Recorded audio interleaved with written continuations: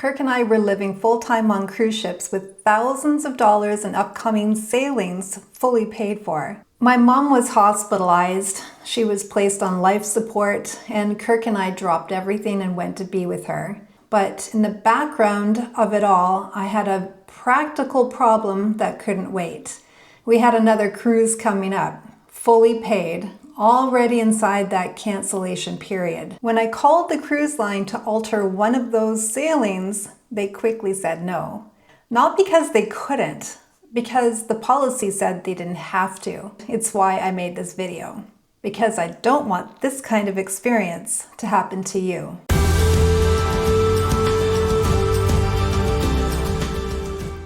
Hi everyone, my name is Tori from KirkToriStory. Back in late 2022, Kirk and I made the craziest decision of our lives. We sold our home in Canada, packed up everything we owned, and set sail to live full-time on cruise ships. No house, no mortgage, just the two of us and the ocean. And because of how we live, with multiple cruises booked and fully paid months in advance at any given time, travel insurance isn't a nice to have for us. It's the financial safety net that protects us when life doesn't go according to plan. Today I'm walking you through exactly what happened when our family crisis hit, what a very popular cruise line said when I called, and what cruise cancellation policies actually cover and what they don't, and what can happen financially when someone passes away while traveling. That last one surprises almost everyone. Stay with me. Here's what you need to understand about how we cruise so the stakes make sense. At any given time, Kirk and I may have 5, 10, or even 20 sailings booked. We plan months ahead. That's not unusual for full-time cruisers. It's how you secure the cabins you want, lock in the pricing, and make sure one cruise connects smoothly to the next as you ship hop around the world. It's like a chain reaction of sailings. What it also means is this: when life hits, there is no simple, I'll just cancel and rebook. The money is already paid. The cancellation deadlines may have already passed. And the cruise line's policies are already in effect. I'm not telling you this to scare you. I'm telling you because I lived it. My mom was hospitalized. She was placed on life support, and Kirk and I dropped everything and went to be with her. These were some of the hardest days of my life. But in the background of it all, I had a practical problem that couldn't wait. We had another cruise coming up, fully paid, already inside that cancellation period. So I called the cruise line. I wasn't even asking for a refund. I just wanted some options. Maybe a future credit, maybe a reschedule, maybe some kind of acknowledgement that I wasn't going through maybe a normal situation. But their answer was no. No refund, no credit, no reschedule. Policy is policy. And here's what I learned. For many cruise bookings, once you're inside the final payment and cancellation period, significant penalties apply. Depending on the cruise line, your fare type, and timing, you may lose anywhere from a portion of your fare to the entire amount of the fare that you've paid. A death in the family does not automatically override the cruise line's cancellation policy. Unless the cruise line chooses to make an exception, the contract terms usually still apply. The cruise line may still resell the cabin after cancellation, while also enforcing the cancellation penalties outlined in the booking contract. I'm not saying this because I'm angry with this cruise line that said no. I do understand that cruise lines are running a business, but I'm also very clear-eyed about what these policies can mean for real people facing real-life emergencies. And I think that every person booking a cruise should understand that before they need to rely on it. My mom died, and I'm grateful in a way that I never expected to be that we had travel insurance with the right terms inside of our policy. Without that coverage, we would have lost thousands of dollars on top of losing my mom. Let me walk you through how this generally works because the details matter. Most cruise lines have cancellation schedules that become more restrictive as departure approaches.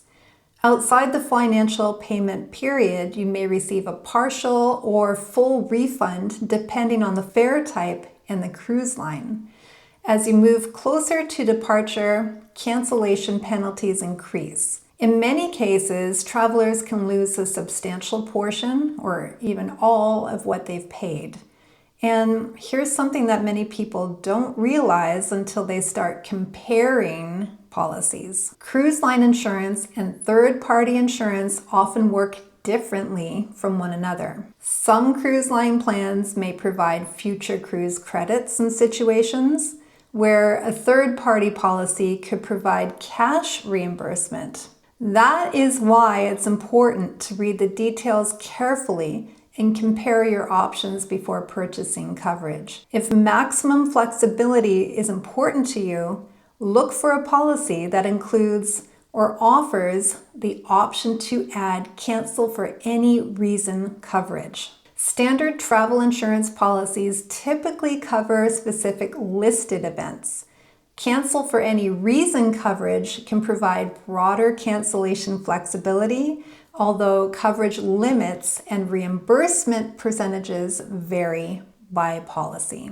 And this brings me to the part that surprises almost everyone. But please, before I get to that, would you please consider liking this video, sharing this video with someone who may be going on a cruise, and also subscribe to this channel if you haven't already done so. I like to give out great tips about the full-time cruising lifestyle, and I want to make sure that you don't miss anything. So thank you so much for that. So what happens if someone passes away while they're actually on a cruise ship? I'm sorry, I know that this is not a comfortable topic, but it is a real one. And if you cruise regularly or you're thinking about it, you should understand it. Cruise ships are equipped to handle deaths that occur on board.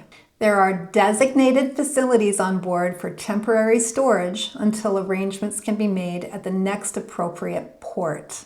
The ship generally continues its itinerary, but what happens next can become financially overwhelming for families. The family is often responsible for coordinating the return of their loved one to their home country. That may involve working with the cruise line, the local authorities, funeral homes, transportation providers, and government agencies. Repatriation costs can range from several thousands to tens of thousands of dollars depending on the location, the transportation requirements, and the circumstances involved. Without adequate coverage, those costs may fall largely on the family. There is no automatic coverage included simply because you purchased a cruise. And this is the number I want you to remember. Potentially thousands or even tens of thousands of dollars. And this is at one of the most difficult moments that a family can experience. Many comprehensive travel insurance policies include repatriation benefits, but travelers should verify that coverage exists and understand any limits or exclusions before they travel. So let me be even more specific because get travel insurance isn't enough advice. Here are the types of coverage I think every traveler should review carefully. First, cancellation coverage. Understand exactly what situations are covered and what situations are not covered. If your budget allows and it's available in your area, consider that policy that includes cancel for any reason coverage for additional flexibility. Second, emergency medical coverage. Medical treatment outside of your home country and medical evacuations from ships can be extremely expensive. Number 3, repatriation coverage.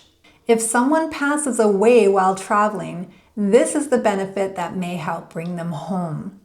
These are the 3 areas I pay the closest attention to when evaluating a policy. Not just one, all three. And before your next cruise, take a few minutes to review your coverage carefully before you're inside that cancellation window, because you just never know when life will throw something unexpected your way. Okay, fast version, everything I covered in 60 seconds. Number one, cruise lines generally follow their cancellation policies, even during serious family emergencies. Without insurance, you may be responsible for substantial cancellation penalties, and you could lose most or all of the money that you paid. Number two, cruise line insurance and third-party insurance may provide totally different benefits. Always compare the details carefully and understand exactly what you're buying. Number three, if someone passes away while traveling, repatriation costs can be extremely expensive and may reach tens of thousands of dollars in some circumstances. Number four, many comprehensive travel insurance policies include repatriation benefits, but you should verify the details of your own coverage. Number five, review your policy for cancellation coverage, emergency medical coverage, and repatriation benefits. And if available and appropriate for your situation, you may also want to consider cancel for any reason coverage. If you've ever had to use travel insurance on a cruise, or if you needed it and didn't have it, please share your experience in the comments. I read every single comment, and your story might be the thing that helps another traveler avoid a very costly mistake. My name is Tori from KirkToriStory. I really appreciate you watching, and I'll see you in the next video.